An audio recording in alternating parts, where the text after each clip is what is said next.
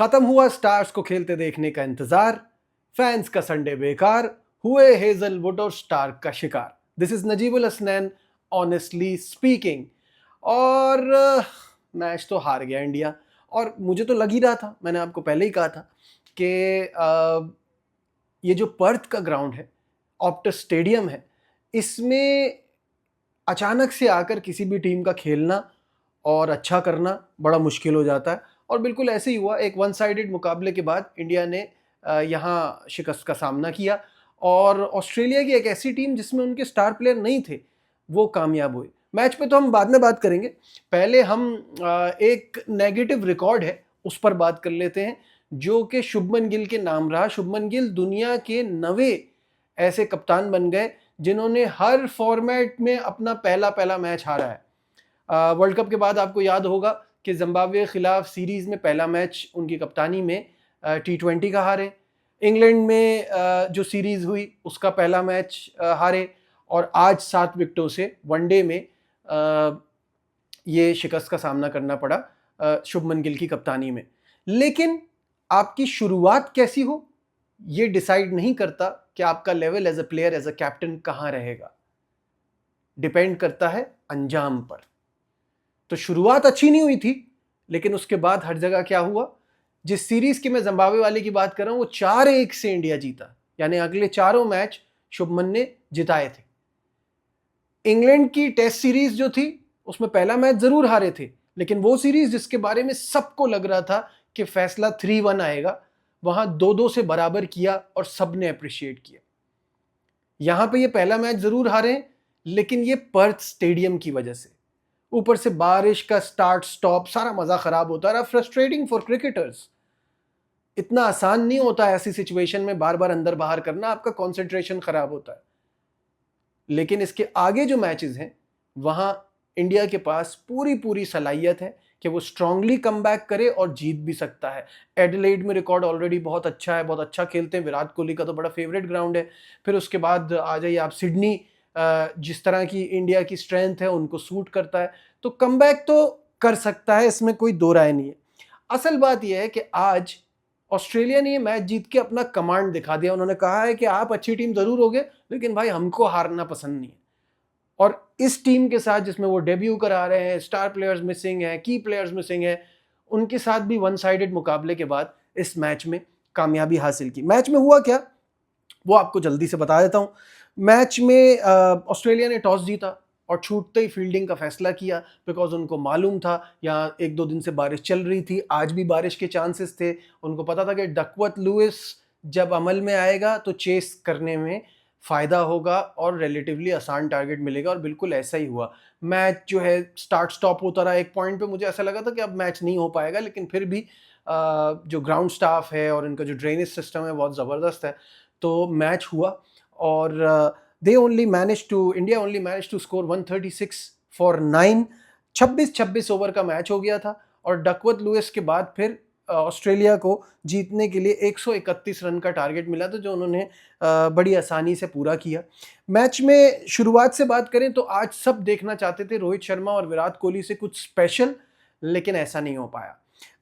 14 गेंदों पर 8 रन किए रोहित शर्मा ने, और विराट कोहली ने 8 बॉलें खेली लेकिन अपना खाता नहीं खोल पाए। शुभमन गिल भी 10 रन पर आउट हो गए। जहां कप्तानी की बात हो रही थी ना, तो आज मुझे आफ्टर मैच एक बहुत अच्छी बात लगी शुभमन गिल की, कि वो जब आए ना बात करने के लिए, तो उन्होंने एज अ लूजिंग कैप्टन उन्होंने एक भी बात एक्सक्यूज नहीं दिया बारिश का। उन्होंने एक भी बात बारिश के हवाले से नहीं की कि देखें हम बार बार रुक रहा था और बारिश का क्या कर सकते हैं। ये बड़ी सिंपल बात होती, कोई बुरा भी नहीं मानता अगर वो ये बात कहते कि बारिश बार बार रोक रही थी तो हमारा एक मोमेंटम नहीं बन पाया। मोमेंटम हमारे कप्तान बहुत यूज करते हैं, लेकिन उन्होंने स्ट्रेट अवे आके कहा जब अर्ली ऑन आपकी 3 विकेटें गिर जाए ना, तो फिर आप कैचिंग अप ही करते रहते हैं पूरे मैच में। That's a very smart thing to say कि अर्ली विकेट्स गिरने की वजह से हमें बहुत नुकसान हुआ, हम एक कहीं पे भी खड़े नहीं हो पाए इस मैच में। खैर नहीं आओ, वो 3 विकेटें जो हैं जिसकी वो बात कर रहे हैं, वो 35 पे गिरी थी और 45 फॉर 4 वो पोजीशन थी जहां से मैच रुका था और मुझे लग रहा था अब नहीं हो पाएगा, लेकिन फिर दोबारा शुरू हुआ। और सिवाय एक केएल राहुल के, ही स्कोर्ड 38 ऑन 31 बॉल्स। वैसे तो अक्षर ने भी रन किए, लेकिन ये जो केएल राहुल के 38 थे ना, फैंटास्टिक थे।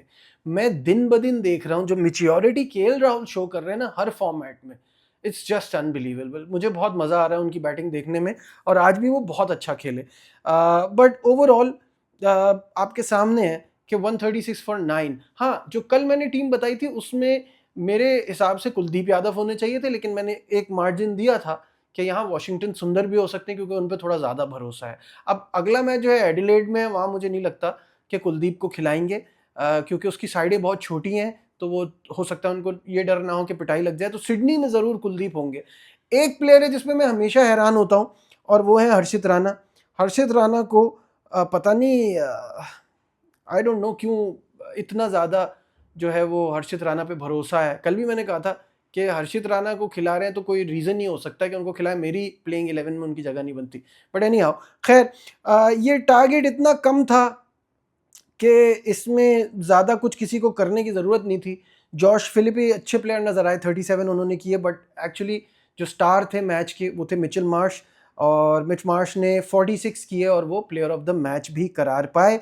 इस गेम में ऑस्ट्रेलिया ने मिच ओवन का डेब्यू कराया, मैट रेनशॉ का डेब्यू कराया, और मैट रेनशॉ का वनडे डेब्यू उनके टेस्ट डेब्यू के 10 साल बाद हुआ है, which is very strange.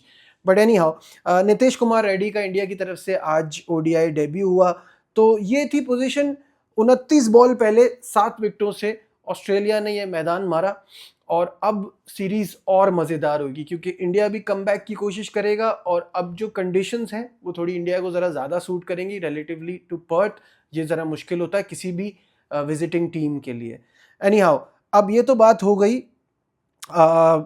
India Australia के हवाले से। जल्दी से अब पाकिस्तान की तरफ बढ़ते हैं, क्योंकि पाकिस्तान का पहला इम्तिहान तो बहुत अच्छा रहा।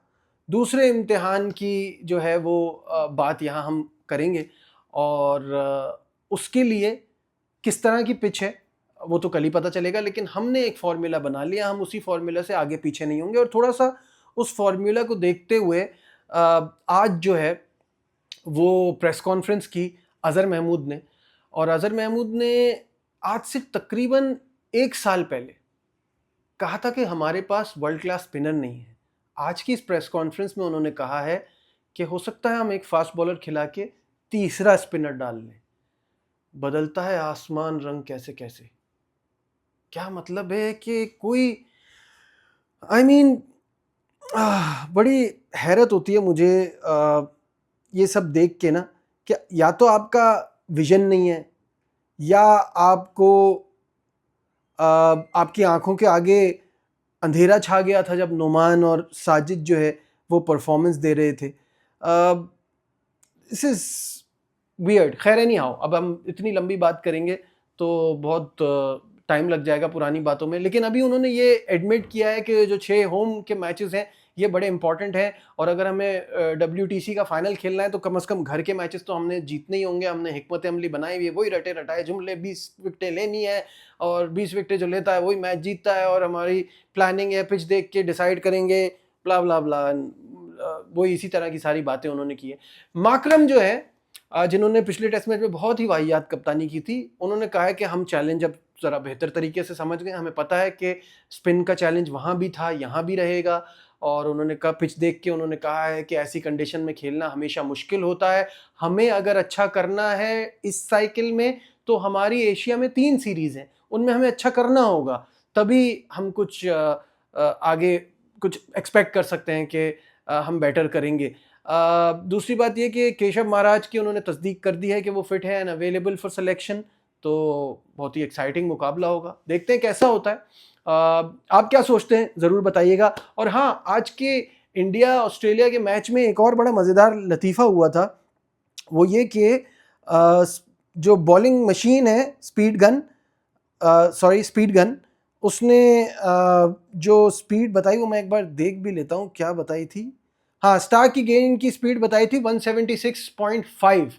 तो किसी ने मेरा ख्याल है वहाँ को गांजा वांजा फूक दिया था मशीन के आगे, क्योंकि इतना तो कोई इंसान मेरा नहीं ख्याल है करा सकता है। हम लोग देख के थोड़ा हैरान हो गए कि शोएब अख्तर का रिकॉर्ड जो है फास्टेस्ट बॉल का, वो इतने बड़े मार्जिन से टूट गया। बाद में पता चला कि नहीं, वो कोई टेक्निकल फॉल्ट हो गई थी स्पीड गन में। तो वो 141 किलोमीटर पर आवर के हिसाब से वो बॉल थी, तो वो जाहिर है कोई गलती ही हुई होगी, ऐसा हो नहीं सकता। एनी हाउ, इस वीडियो के बारे में क्या सोचते हैं कमेंट्स में ज़रूर बताइएगा। लाइक शेयर सब्सक्राइब देखते रहिए नजीबुल हसनैन ऑनेस्टली स्पीकिंग।